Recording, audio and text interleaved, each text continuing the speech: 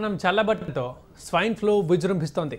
దీంతో రోజు రోజుకి రోగుల సంఖ్య పెరిగిపోతోంది. తాజాగా మరో 5గురికి స్వైన్ ఫ్లూ నిర్ధారణ అయింది. వీరికి గాంధీ ఆసుపత్రిలో చికిత్స అందిస్తున్నారు. స్వైన్ ఫ్లూ మళ్లీ విజృంభిస్తోంది. 2-3 రోజులుగా వర్షాలు పడుతుండటంతో పంజా విసురుతోంది. వైరస్ బారిన పడే వారి సంఖ్య పెరుగుతోంది. తాజాగా స్వైన్ ఫ్లూతో ఓ మహిళ మృతి చెందింది. మరో 5గురికి స్వైన్ ఫ్లూ సోకింది. ఇందులో 2 ఇతర జిల్లాలకు చెందినవారు కాగా 3 హైదరాబాద్కు చెందినవారు. తీవ్ర జ్వరం, జలుబు, దగ్గుతో గాంధీ ఆసుపత్రిలో చేరిన ముషీరాబాద్కు చెందిన అఖ్తర్ బేగం రక్తం, ముక్కు స్రావాలను ఐపీఎంకు పంపించారు. అయితే వ్యాధి నిర్ధారణ ఫలితాలు అందకముందే ఆమె శనివారం చనిపోయింది.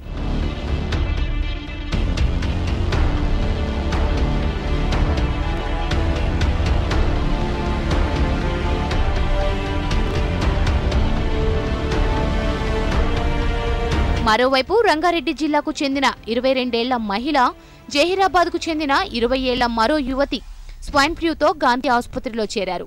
బంజారాహిల్స్ కేర్లో వృద్ధురాలు, ఆర్కేపురంలోని సుప్రజ ఆసుపత్రిలో ఓ యువకుడు, ముషీరాబాద్ కేర్లో కరీంనగర్కు చెందిన ఓ వ్యక్తి చికిత్స తీసుకుంటున్నారు.